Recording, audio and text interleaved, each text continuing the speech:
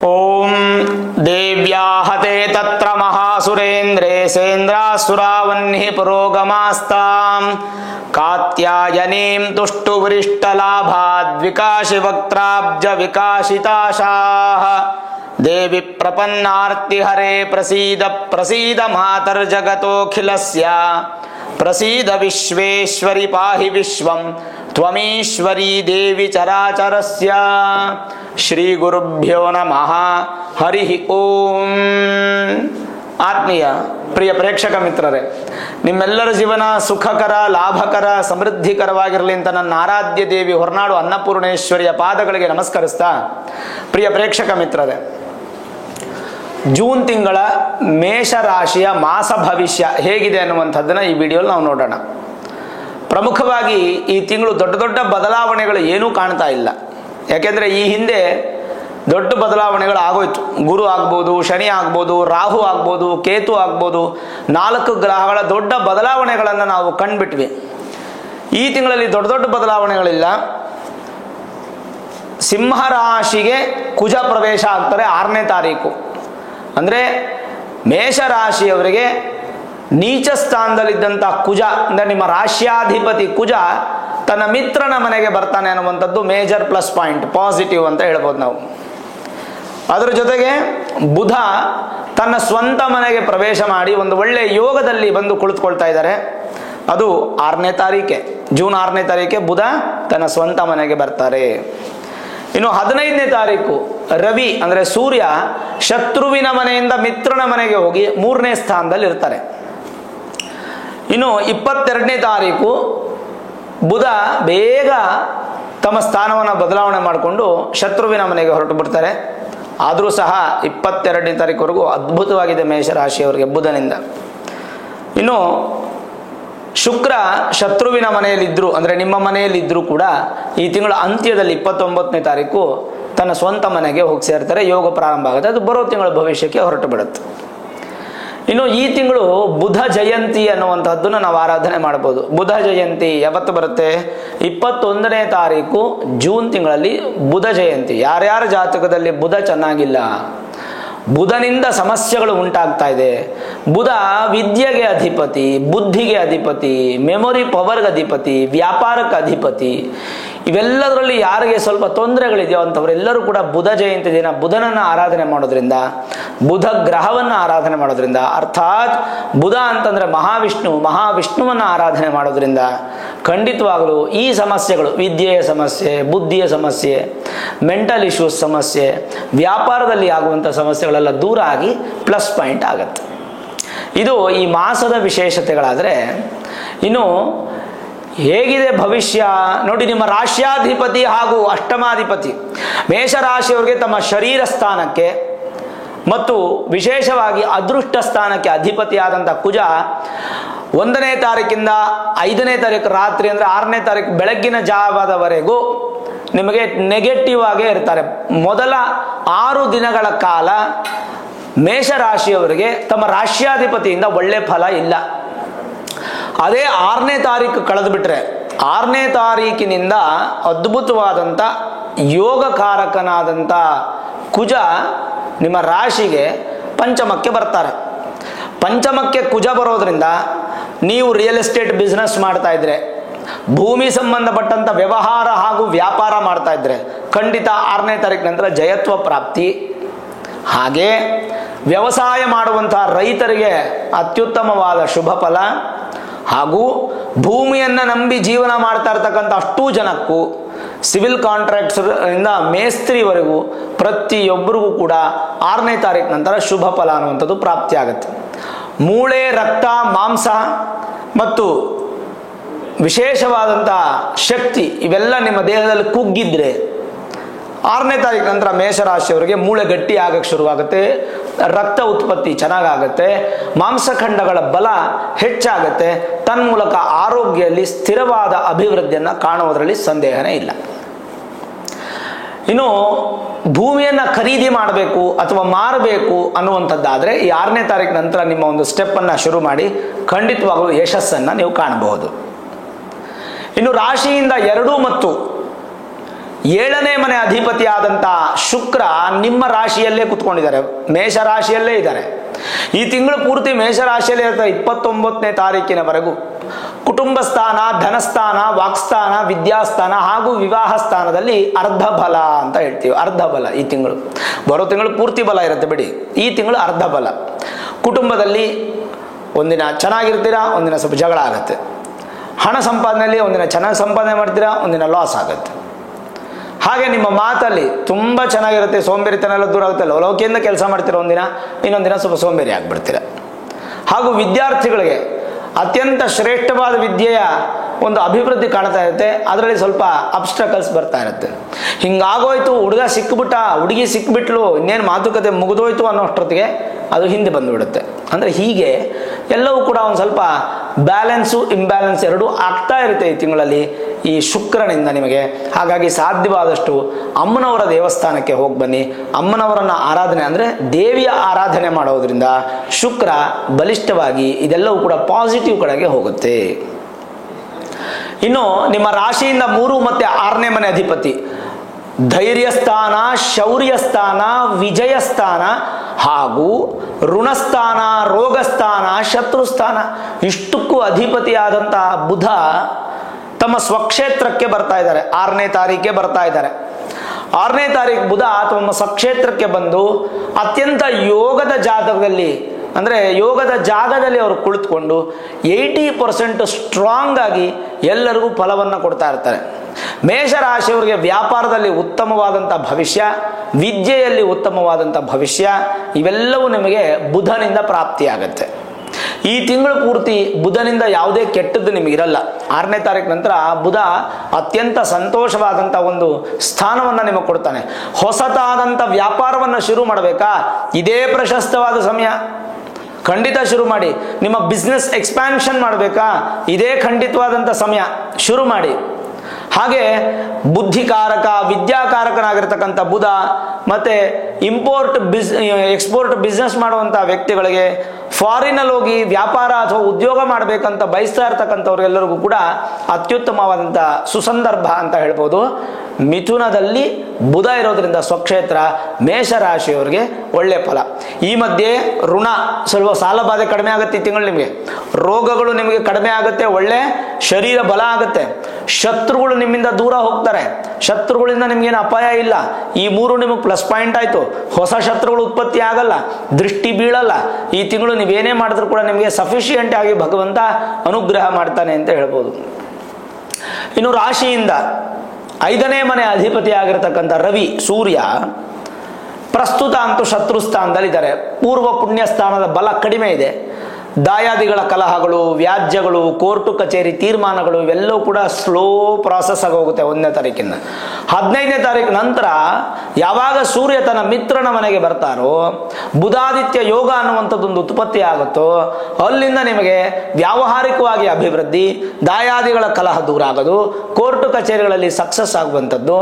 ಜೊತೆಗೆ ನಿಮ್ಮ ಆಸ್ತಿಗಳೇನಾದರೂ ಇದ್ರೆ, ಪಾರಂಪರ್ಯಕ ಅಥವಾ ಪಿತ್ರಾರ್ಜಿತ ಆಸ್ತಿ ಇದ್ರೆ ಅದು ನಿಮ್ಮ ಬಳಿಗೆ ಬಂದು ಸೇರುವಂತಹ ಎಲ್ಲ ಲಕ್ಷಣಗಳು. ಈವನ್ ತಂದೆ ಮತ್ತೆ ಮಗ, ತಂದೆ ಮತ್ತು ಮಗಳು, ತಾಯಿ ಮತ್ತೆ ಮಗ, ತಾಯಿ ಮತ್ತೆ ಮಗಳ ಮಧ್ಯ ವ್ಯಾಜ್ಯಗಳಿದ್ರೂ ಕೂಡ ಅದು 15ನೇ ತಾರೀಕು ಜೂನ್ ನಂತರ ದೂರವಾಗಿ ಒಂದು ಸಂತೋಷದ ಪ್ರೇಮ ಸಂಬಂಧ ಅನ್ನುವಂಥದ್ದು ತಂದೆ ಮಕ್ಕಳಲ್ಲಿ ನಿಮಗೆ ಕಾಣಬಹುದು, ತಾಯಿ ಮಕ್ಕಳಲ್ಲೂ ಕಾಣಬಹುದು. ಓವರಾಲ್ ಹೇಳ್ಬೇಕಂದ್ರೆ ಸೂರ್ಯನಿಂದ ಮೊದಲು 15 ದಿನ ಸಾಧಾರಣ ಫಲ, ನಂತರ ಉತ್ತಮ ಫಲ ಅಂತ ಹೇಳ್ಬೋದು. ಪರಿಹಾರಗಳೇನೂ ಬೇಕಿಲ್ಲ. ಪರಿಹಾರ ಬೇಕಿರೋದು ಕೇವಲ ದೇವಿ ದೇವಸ್ಥಾನಕ್ಕೆ ಮಾತ್ರ ಹೋಗಬೇಕು. ಅದು ಶುಕ್ರ ಬಲಹೀನನಾದ್ದರಿಂದ ದೇವಿ ದೇವಸ್ಥಾನಕ್ಕೆ ಹೋಗೋದ್ರಿಂದ ಶುಕ್ರ ಆಕ್ಟಿವೇಟ್ ಆಗುತ್ತೆ. ಬುಧ ತನ್ನ ಫಲವನ್ನು ಕೊಡಲಿಕ್ಕೆ ನೋಡಿ, ನಾನು ಹೇಳಿದೆ 2ನೇ ಮನೆ ವಿದ್ಯಾಸ್ಥಾನ, ವಿದ್ಯೆಯಲ್ಲಿ ಸ್ವಲ್ಪ ಸೋಂಬೇರಿತನ ಬರ್ಬೋದು, ವ್ಯಾಪಾರದಲ್ಲಿ ಸ್ವಲ್ಪ ಅಡೆತಡೆ ಉಂಟಾಗ್ಬೋದು. ಆದರೆ ಈ ಎರಡಕ್ಕೂ ಕಾರಕನಾಗಿರ್ತಕ್ಕಂಥ ಬುಧ ತನ್ನ ಸ್ವಕ್ಷೇತ್ರಕ್ಕೆ ಬರೋದ್ರಿಂದ ಅವನು ಫಲ ಕೊಡಬೇಕಾದ್ರೆ ವೃಷಭ ರಾಶಿಗೆ ಅಧಿಪತಿಯಾದಂಥ ಶುಕ್ರ ತನ್ನ ಒಂದು ಶಾಂತಿಯನ್ನು ಕೊಡಬೇಕು. ಹಾಗಾಗಿ ಮೇಷರಾಶಿಯವರು ದೇವಿ ಆರಾಧನೆ ಹೆಚ್ಚು ಮಾಡಬೇಕು. ಇನ್ನು ರಾಶಿಯಿಂದ 9 ಮತ್ತು 12ನೇ ಮನೆ ಅಧಿಪತಿ ಆದಂಥ ಗುರು, ಹೋದ ತಿಂಗಳು ಗುರುಬಲ ಹೋಯಿತು ಮೇಷರಾಶಿಯವರಿಗೆ, 3ನೇ ಮನೆ ಗುರು ಬಂದರು. ಹಾಗಾಗಿ ಭಾಗ್ಯಸ್ಥಾನ, ನಷ್ಟಸ್ಥಾನ, ವ್ಯಯಸ್ಥಾನ ಎರಡಕ್ಕೂ ಅಧಿಪತಿಯಾದಂಥ ಗುರು ತಮ್ಮ ಸ್ಥಾನದ ಬಲವನ್ನು ಹೆಚ್ಚು ಮಾಡ್ಕೊಳಕ್ಕಾಗಲ್ಲ. ಯಾಕಂದರೆ ಬುಧನ ಮನೆಯಲ್ಲಿ ಗುರುಗೆ ಹೆಚ್ಚು ಬಲ ಇರಲ್ಲ, ಶತ್ರು ಸ್ಥಾನ ಅದು, ಹಾಗಾಗಿ ಉತ್ತಮ ಫಲ ಅನ್ನುವಂಥದ್ದು ಕಾಣಲಿಕ್ಕಿಲ್ಲ. ಹೀಗಾದರೂ ಕೂಡ ನಿಮಗೆ ಭಾಗ್ಯಾಧಿಪತಿ ಆದ್ರಿಂದ ಯಥೇಚ್ಛವಾದಂಥ ಫಲವನ್ನು ಕೊಡದೇ ಇದ್ರೂ ಕೂಡ ಮಧ್ಯಮವಾದ ಫಲವನ್ನು ಗುರು ಕೊಡ್ತಾನೆ. ಏನೇನು ಕೊಡಬೇಕಾಗಾದ್ರೆ ಗುರು? ಧನ ಕೊಡುವಂಥವನು ಗುರು, ಹಣ ಸಂಪಾದನೆ, ಮತ್ತು ಸಂತಾನವನ್ನು ಕೊಡುವಂಥವನು ಗುರು, ಹಾಗೆ ಶುಭ ಕಾರ್ಯವನ್ನು ಮಾಡಿಸುವಂಥವನು ಗುರು. ಈ ಮೂರರ ವಿಚಾರದಲ್ಲಿ ಸ್ವಲ್ಪ ವ್ಯತ್ಯಾಸಗಳಾಗ್ತಾ ಬರುತ್ತೆ. ದೇವರ ಆಶೀರ್ವಾದ, ನಿಮ್ಮ ಹಿರಿಯರ ಆಶೀರ್ವಾದ ತಗೊಂಡು ಈ ಮೂರರಲ್ಲೂ ನೀವು ಮುಂದಕ್ಕೆ ಹೋಗಬೇಕಾಗತ್ತೆ. ಇನ್ನು 12ನೇ ಮನೆ ನಷ್ಟಸ್ಥಾನ. ವ್ಯಾವಹಾರಿಕವಾಗಿ ಹಣವನ್ನು ಈ ತಿಂಗಳು ಯಾರಿಗೂ ಕೊಡಕ್ಕೆ ಹೋಗ್ಬೇಡಿ. ಲೇವಾದೇವಿ ಅಂತಾರೆ, ಅಥವಾ ಹಣ ಕೊಟ್ಟು ತಗೊಳ್ಳುವಂತಹ ಬಿಸ್ನೆಸ್ ಅಂತಾರೆ. ಈ ತಿಂಗಳು ನಿಮ್ಮ ಕೈಯಿಂದ ಒಂದು ಹಣ ಸ್ವಲ್ಪ ನಿಮಗೆ ವಾಪಸ್ ಬರೋದು ಕಷ್ಟ ಆಗುತ್ತೆ. ಸ್ವಲ್ಪ ಹಣದ ವಿಚಾರದಲ್ಲಿ ಜಾಗೃತೆ ವಹಿಸ್ತಕ್ಕಂಥದ್ದು ಮೇಷರಾಶಿಯವರು ಬಹಳ ಉತ್ತಮ. ಹಾಗೆ ಗುರು ಪೂಜೆ ಅನ್ನುವಂಥದ್ದು ಮಾಡಿಕೊಳ್ಳೇಬೇಕು. ಒಂದು ಕಡೆ ದೇವಿ ಆರಾಧನೆ ಮಾಡಿದ್ರೆ ಮೇಷರಾಶಿಯವರು, ಇನ್ನೊಂದು ಕಡೆ ಗುರು ಪೂಜೆ ಅಂದರೆ ಗುರುವಿನ ಮೂಲ ಸ್ಥಾನಕ್ಕೆ ಹೋಗಿ ಆ ಗುರುಗಳ ದರ್ಶನ ಮಾಡುವಂಥದ್ದು, ಪ್ರತ್ಯಕ್ಷ ಗುರುಗಳು, ಪರೋಕ್ಷ ಗುರುಗಳು, ಯಾರನ್ನಾದರೂ ನೆನೆಸುವಂಥದ್ದು, ಗುರುಗಳ ಸ್ತೋತ್ರವನ್ನು ಕೇಳುವಂಥದ್ದು, ವಿಶೇಷವಾಗಿ ಗುರುವಿನ ಆಶೀರ್ವಾದಕ್ಕೆ ನೀವು ಪಾತ್ರರಾಗಬೇಕು ಅನ್ನುವಂಥದ್ದು ಬಹಳ ಸ್ಪಷ್ಟವಾಗಿ ಹೇಳ್ತೀನಿ. ಇಲ್ಲ ಅಂದರೆ ನಿದ್ದೆ ಚೆನ್ನಾಗಿ ಬರುತ್ತೆ, ಮತ್ತು ಹಾಸಿಗೆ ಮೇಲೆ ಚೆನ್ನಾಗಿ ನಿದ್ದೆ ಮಾಡ್ತೀರಾ, ಆಮೇಲೆ ಭೋಗ ಚೆನ್ನಾಗಿರುತ್ತೆ, ಒಳ್ಳೆ ಭೋಜನ ಸಿಗುತ್ತೆ, ಆದರೆ ನಷ್ಟ ಜಾಸ್ತಿ ಆಗುವಂಥ ಸಾಧ್ಯತೆ. ಗುರು ಅಂತಂದರೆ ನಷ್ಟದಲ್ಲಿ ಧನ, ಸಂತಾನ, ಶುಭ ಕಾರ್ಯ, ಈ ಮೂರು ನಷ್ಟ ಆಗಬಾರ್ದಲ್ವಾ? ಹಾಗಾಗಿ ಗುರುಗಳ ಆರಾಧನೆ ಮಾಡುವಂಥದ್ದು ಉತ್ತಮ. ಇನ್ನು ರಾಶಿಯಿಂದ 10 ಮತ್ತು 11ನೇ ಮನೆ ಅಧಿಪತಿ ಆಗಿರತಕ್ಕಂಥ ಶನಿ ಪರಮಾತ್ಮರು. ಶನಿ ಪರಮಾತ್ಮರ ಸಾಡೆ ಸಾತಿ ಅನ್ನುವಂಥದ್ದು ಪ್ರಾರಂಭ ಆಗಿದೆ ನಿಮಗೆ ಮೇಷರಾಶಿಯವರಿಗೆ. ಶನಿ ಬಂದು 12ನೇ ಮನೆಯಲ್ಲಿದ್ದಾರೆ, ವ್ಯಯಸ್ಥಾನದಲ್ಲಿದ್ದಾರೆ. ಲಾಭಾಧಿಪತಿ ನಷ್ಟದಲ್ಲಿದ್ದರೆ ಎಷ್ಟು ತೊಂದರೆ ಆಗುತ್ತೆ ಗೊತ್ತಾ? ಬಟ್ ಭಯಪಡೋ ಅವಶ್ಯಕತೆ ಇಲ್ಲ. ನಿಮ್ಮ ಮೂಲ ಜಾತಕವನ್ನು ಒಮ್ಮೆ ನುರಿತ ಜ್ಯೋತಿಷ್ಯರಿಗೆ ತೋರಿಸ್ಕೊಂಡು Vedic astrology, higher astrology predictions ಅನ್ನು ಮಾಡಿಸ್ಕೊಂಡು, ಶನಿ ಪರಮಾತ್ಮ ನಿಮ್ಮ ಮೂಲ ಜಾತಕದಲ್ಲಿ ಏನಾದರೂ ಬಲಹೀನನಾಗಿದ್ದರೆ ಖಂಡಿತವಾಗಲೂ ಪರಿಹಾರ ಮಾಡ್ಕೋಬೇಕಾಗತ್ತೆ. ಬಲಿಷ್ಠನಾಗಿದ್ದರೆ ಗೋಚಾರದಲ್ಲಿ ಸಾಡೆ ಸಾತಿ ಇರೋದ್ರಿಂದ ಶನಿ ಪರಮಾತ್ಮನ ದೇವಸ್ಥಾನಕ್ಕೆ ಹೋಗಿ ಬಂದರೆ ಮಾತ್ರ ಸಾಕು, ಇನ್ನೇನೋ ಅವಶ್ಯಕತೆ ಇಲ್ಲ. ದೊಡ್ಡ ದೊಡ್ಡ ಪೂಜೆ ಯಾಗಗಳು ಮಾಡೋ ಅವಶ್ಯಕತೆ ಇಲ್ಲ. ಆದರೆ ನಿಮ್ಮ ಮೂಲ ಜಾತಕವನ್ನೊಮ್ಮೆ ನೀವು ತೋರಿಸ್ಕೊಳ್ಳೇಬೇಕು ಮೇಷರಾಶಿಯವರು. ಯಾಕೆಂದರೆ ಒಂದು ಕಡೆ ಸಾಡೆ ಸಾತಿ ಇದೆ, ಇನ್ನೊಂದು ಕಡೆ ಗುರುಬಲ ಇಲ್ಲ. ಎರಡು ಕೂಡ ಮೇಜರ್ ಅಲ್ವಾ, ಶನಿ ಗುರು ತುಂಬ ಇಂಪಾರ್ಟೆಂಟ್ ಅಲ್ವಾ? ಹಾಗಾಗಿ ಇವೆರಡರ ವಿಚಾರವಾಗಿ ಒಂದು ಸ್ವಲ್ಪ ಕುಲಂಕುಷವಾಗಿ ನಿಮ್ಮ ಮೂಲ ಜಾತಕವನ್ನು ಅನಾಲಿಸಿಸ್ ಮಾಡಿ ತದನಂತರ ಸರಳ ಸಣ್ಣ ಪುಟ್ಟ ಪರಿಹಾರಗಳು ಮಾಡಿಕೊಂಡು ಜೀವನದಲ್ಲಿ ಶನಿಯಿಂದ ಗುರುವಿಂದ ಬರಬಹುದಾದಂಥ ಸಮಸ್ಯೆಗಳನ್ನು ದೂರ ಮಾಡಿಕೊಳ್ಳೋದಕ್ಕೆ ನೀವು ಖಂಡಿತ ದಾರಿಯನ್ನು ಹುಡುಕಲೇಬೇಕು. ಮೇಲಾಗಿ ಶ್ರೀ ಶನಿ ಕವಚಂ ಅಂತ ಒಂದು ಮಂತ್ರ ಬರುತ್ತೆ. ಶನಿ ಕವಚಂ ಅಂತ ನಿಮಗೆಲ್ಲ ಸಿಗುತ್ತೆ, ಯೂಟ್ಯೂಬಲ್ಲಿ, ಸೋಷಿಯಲ್ ಮೀಡಿಯಾಗಳೆಲ್ಲ ಸಿಗುತ್ತೆ. ಆ ಶನಿ ಕವಚವನ್ನು ನೀವು ಡೌನ್ಲೋಡ್ ಮಾಡಿಕೊಂಡು ಪ್ರತಿದಿನ ಕೇಳಲಿಕ್ಕೆ ಶುರು ಮಾಡಿ. ಶನಿ ಕವಚ ಅನ್ನುವಂಥದ್ದು ನೀವು ಕೇಳೋದ್ರಿಂದ ಭಗವಂತನೇ ನಿಮ್ಮನ್ನು ರಕ್ಷಣೆ ಮಾಡ್ತಾನೆ ಅನ್ನುವಂಥದ್ದನ್ನು ನಾವು ಕಾಣ್ಬೋದು. ಯಾವುದೇ ಚಿಂತೆ ಮಾಡೋ ಅವಶ್ಯಕತೆ ಇಲ್ಲ, ಧೈರ್ಯವಾಗಿರಬೇಕು. ಜಾತಕದಲ್ಲಿ ಹೇಗೆ ಇದ್ರೂ ಕೂಡ ಗೋಚಾರದಲ್ಲಿ ಫಲಗಳು ಹೇಗೆ ಹೇಳುತ್ತೆ, ವಿಶೇಷವಾಗಿ ಪಂಚಮದಲ್ಲಿ ಅಂದರೆ 5ನೇ ಮನೆಯಲ್ಲಿ ಕುಜ ಇದ್ದು ನಿಮ್ಮ ರಾಶ್ಯಾಧಿಪತಿ ಆಗಿದ್ದು, ಗೋಚಾರದಲ್ಲಿ ಜನರಲೈಸ್ ಆಗಿ ಜೂನ್ ತಿಂಗಳ ಮಾಸ ಭವಿಷ್ಯ ನೋಡೋದಾದರೆ ಜವಾಬ್ದಾರಿಯುತವಾಗಿರ್ತಕ್ಕಂಥ ಜೀವನವನ್ನು ಈ ತಿಂಗಳು ನಡೆಸ್ತೀರಾ. ರೋಗಗಳು ಕಡಿಮೆ ಆಗುತ್ತೆ. ಮತ್ತು ವಿಶೇಷವಾಗಿ ಒಳ್ಳೆ ನೀಟ್ ಆ್ಯಂಡ್ ಕ್ಲೀನಾಗಿರುವಂಥ ಬಟ್ಟೆಗಳನ್ನು ಧರಿಸುವಂಥದ್ದು, ನಿಮ್ಮದೇ ಆದಂಥ ಒಂದು ರೂಲ್ಸ್ ಆ್ಯಂಡ್ ರೆಗ್ಯುಲೇಷನ್ಸನ್ನು ಕ್ರಿಯೇಟ್ ಮಾಡಿಕೊಳ್ಳುವಂಥದ್ದು, ವಿದ್ಯಾರ್ಥಿಗಳಿಗೆ ಭಾಳ ಉತ್ತಮವಾದ ಫಲವನ್ನು ಕೊಟ್ಟು, ಉದ್ಯೋಗದಲ್ಲಿ ಬಲವನ್ನು ಕೊಟ್ಟು, ಸ್ಥಿರವನ್ನು ಕೊಟ್ಟು ಅನುಗ್ರಹ ಮಾಡ್ತಾನೆ. ಜೊತೆಗೆ ವ್ಯಾಪಾರದಲ್ಲಂತೂ ಅತ್ಯಂತ ಶುಭ ಅನುಕೂಲ, ಕೃಷಿಯಲ್ಲಿ ಲಾಭ, ರತ್ನ ಮಣಿ ಭೂಮಿಯಲ್ಲಿ ಲಾಭ, ವಸ್ತ್ರ ಅನ್ನ ಆಭರಣಗಳಲ್ಲಿ ಲಾಭ. ಲಾಭ ಅಂದರೆ ಇದರ ವ್ಯಾಪಾರ ಮಾಡುವಂಥವರು, ಕೊಳ್ಳುವಂಥವರು ಎಲ್ಲವೂ ಹೇಳ್ಬೋದು. ಸ್ವಲ್ಪ ಅನುಕೂಲಗಳು ಹೆಚ್ಚು ಕಾಣ್ತಾ ಇದೆ. ಮತ್ತು ಮಾನಸಿಕ ರೋಗಗಳು ನಿಮಗೆ ಕಡಿಮೆ ಆಗ್ತಾ ಬರುತ್ತೆ ಈ ತಿಂಗಳು. ವಿಶೇಷವಾಗಿ ಹೇರಳ ಸಂಪತ್ತನ್ನು ನೀವು ಗಳಿಸ್ತೀರ. ದಿಢೀರಂತ ಹಣದ ಯೋಗ, ಪತ್ನಿಯಿಂದ ಯೋಗ, ಪತಿಯಿಂದ ಯೋಗ, ಈ ರೀತಿಯಾದಂಥ ಏನಾದರೂ ಯೋಗಗಳು ನಿಮಗೆ ಪ್ರಾಪ್ತಿ ಆಗ್ಬೋದು. ಜೊತೆಗೆ ವಿದ್ಯಾರ್ಥಿಗಳು ಬಹಳಷ್ಟು ಸುಖವನ್ನು ಪಡಿತೀರ. ಯಾವ ಸುಖ? ವಿದ್ಯೆಯ ಸುಖ. ಸದಾ ಸಂತೋಷಗಳಾಗಿರ್ತೀರ. ಪತ್ರಿಕೋದ್ಯಮದಲ್ಲಿ ಯಾರ್ಯಾರು ಜರ್ನಲಿಸ್ಟ್ ಆಗಿ ಜರ್ನಲಿಸಮ್ ಓದ್ತಾ ಇದ್ದಾರೆ, ಜರ್ನಲಿಸ್ಟ್ ಆಗಿದ್ದಾರೆ, ಟಿ ವಿ, ಪ್ರಿಂಟ್ ಮೀಡಿಯಾ ಮತ್ತು ಸೋಷಿಯಲ್ ಮೀಡಿಯಾಗಳಲ್ಲಿ ನಿಮಗೆ ಭಾಳ ಉತ್ತಮವಾದ ಫಲ ಇದೆ. ಸಲಹೆ ನೀಡುವಂಥ ಉದ್ಯಮ, ಅಡ್ವೈಸರ್ಸು, ಕೌನ್ಸಿಲರ್ಸು ತುಂಬ ಚೆನ್ನಾಗಿರುತ್ತೆ. ಮತ್ತು ಡಾಕ್ಟರ್ಸ್ಗೆ ಭಾಳ ಒಳ್ಳೆಯ ಫಲ ಇದೆ ಈ ತಿಂಗಳು. ಡಾಕ್ಟರ್ಸ್ಗೆ ತುಂಬ ಚೆನ್ನಾಗಿದೆ ಅಂತ ಹೇಳ್ಬೋದು. ಧಾರ್ಮಿಕರಾಗ್ತೀರಾ, ಶಾಸ್ತ್ರಕುಲರಾಗ್ತೀರಾ, ಅದೃಷ್ಟವಂತರಾಗ್ತೀರಾ. ಶಾಸ್ತ್ರ, ಪೌರೋಹಿತ್ಯ, ದೇವತಾರಾಧನೆಯನ್ನು ಹೆಚ್ಚು ಮಾಡ್ತೀರಾ. ನಿರ್ಮಲ ಬುದ್ಧಿ ಇವೆಲ್ಲವೂ ನಿಮಗೆ ತುಂಬ ಚೆನ್ನಾಗಿ ಫಲವನ್ನು ಕೊಡ್ತಾ ಬರುತ್ತೆ. ಅದೇ ರೀತಿಯಾಗಿ ಸುಂದರವಾದ ಗಂಡು ನಿಮಗೆ ಪತಿಯಾಗಿ ಬರ್ಬೋದು, ಸುಂದರವಾದ ಹೆಣ್ಣು ಪತ್ನಿಯಾಗಿ ಬರ್ಬೋದು. ಸಂಪತ್ತಿನಿಂದ ಅಭಿವೃದ್ಧಿ, ದುಃಖ ರಹಿತ, ಮೂರ್ಖ ಬುದ್ಧಿ ದೂರವಾಗಿ, ದುಷ್ಟ ಬುದ್ಧಿ ದೂರವಾಗಿ, ಒಳ್ಳೆ ಆಸ್ತಿಕವಾಗಿರ್ತಕ್ಕಂಥ ಸಂಪತ್ತು ಮತ್ತು ಭಕ್ತಿ ಅಭಿವೃದ್ಧಿ ಆಗುತ್ತೆ. ಹಠಮಾರಿತನ ದೂರವಾಗುತ್ತೆ. ಮತ್ತು ವಿಶೇಷವಾದ ಫಲವನ್ನು ನಾವು ತಿಳ್ಕೊಬೋದು. ಇನ್ನು ಉಳಿದಂತೆ ಹೇಳೋದಾದರೆ ಸ್ವಲ್ಪ ಮಟ್ಟಿಗೆ ಈ ಸರ್ಕಾರಿ ಉದ್ಯೋಗದವ್ರಿಗೆ 15ನೇ ತಾರೀಕುವರೆಗೂ ಸ್ವಲ್ಪ ಕಿರಿಕಿರಿ ಆಗುತ್ತೆ. 15ನೇ ತಾರೀಕು ನಂತರ ಅನುಕೂಲ ಇದೆ. ನೂತನವಾಗಿ ಯಾರಾದರೂ ಸರ್ಕಾರ ಉದ್ಯೋಗಕ್ಕೆ ಸಂಬಂಧಪಟ್ಟಂಥ ಎಕ್ಸಾಮ್ಸ್ ಬರೀತಿದ್ರೆ ಇದು ಪ್ರಶಸ್ತವಾದ ಕಾಲ. ಕಂಟಿನ್ಯೂ ಮಾಡಿ, ಅದು ನಿಮ್ಗೆ ಒಳ್ಳೇದಾಗುತ್ತೆ. 6ನೇ ತಾರೀಕು ನಂತರ ಅಂತೂ ಸಕ್ಸಸ್ ಆಗಿಬಿಡುತ್ತೆ. ಚಿಂತೆ ಮಾಡೋ ಅವಶ್ಯಕತೆ ಇಲ್ಲ. ಭಾಳಷ್ಟು ಜಿಪುಣತನವನ್ನು ಮಾಡಬೇಕು ಮೇಷರಾಶಿಯವರು ಈ ತಿಂಗಳು. ಸುಮ್ಮನೆ ಸುಮ್ಮನೆ ಖರ್ಚು ಮಾಡಬಾರ್ದು. ಜಿಪುಣತನ, ದುಡ್ಡು ಕೂಡಿಟ್ಕೋಬೇಕು ನಿಮಗೆ. ಈ ತಿಂಗಳು ಭಾಳ ಅವಶ್ಯಕತೆ ಇದೆ. ಅಂತಃಕರಣ ಶುದ್ಧಿಯಿಂದ ನೀವು ನಿಮ್ಮ ಜೀವನವನ್ನು ನಡೆಸ್ತೀರಾ, ಅದರಲ್ಲಿ ಎರಡು ಮಾತಿಲ್ಲ. ಬಲಿಷ್ಠವಾದ ಫಲಗಳನ್ನು ಭಗವಂತ ನೀವು ಕೊಡ್ತಾ ಇರ್ತಾನೆ. ದಿಢೀರಂಥ ಪ್ರಖ್ಯಾತಿಯನ್ನು ಹೊಂದುತ್ತೀರಾ. ಅದಕ್ಕೆ ಬೇಕಾದಂಥ ಪ್ಲ್ಯಾನ್ಸನ್ನು ನೀವು ಮಾಡ್ಬೋದು.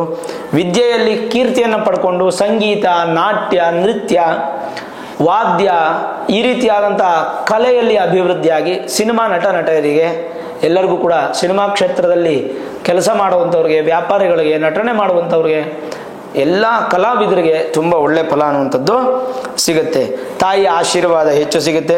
ಸಮಾಜದಲ್ಲಿ ಉತ್ತಮವಾದ ಸ್ಥಾನಮಾನ, ಗೌರವ ಅಭಿವೃದ್ಧಿಯಾಗಿ, ಬಂಧು ಮಿತ್ರರದ ಸಂತುಷ್ಟ, ಕೀರ್ತಿ ಸಂಪಾದನೆ ಮಾಡಿ ಸ್ವಲ್ಪ ಮಾನ ಸನ್ಮಾನಗಳ ಅಭಿವೃದ್ಧಿಯಾಗಿ ಸಂತೋಷವಾಗಿರಲಿಕ್ಕೆ ನಿಮಗೆ ದಾರಿಯನ್ನು ಮಾಡಿಕೊಡ್ತಿದೆ.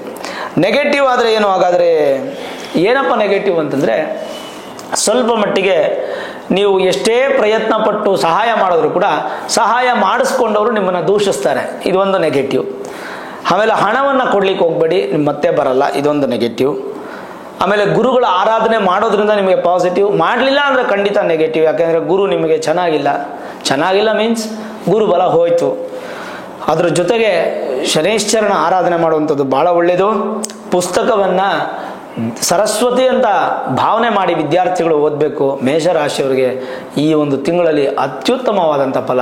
ಕೆಲವೊಂದು ಡಿಸಿಷನ್ಸ್, ಈಗ SSLC ಮುಗಿದಂಥ ವಿದ್ಯಾರ್ಥಿಗಳು ನಾನು ಸೈನ್ಸ್ ತೊಗೋಬೇಕಾ, ಆರ್ಟ್ಸ್ ತೊಗೋಬೇಕಾ, ಕಾಮರ್ಸ್ ತೊಗೋಬೇಕಾ, ಈ ಥರದ್ದು ಏನಾದರೂ ಡಿಪ್ಲೊಮೊ ಇತ್ಯಾದಿಗಳು ಮಾಡಬೇಕಾ, ಹಾಗೇನಾದರೂ ಕನ್ಫ್ಯೂಷನ್ ಇತ್ತು.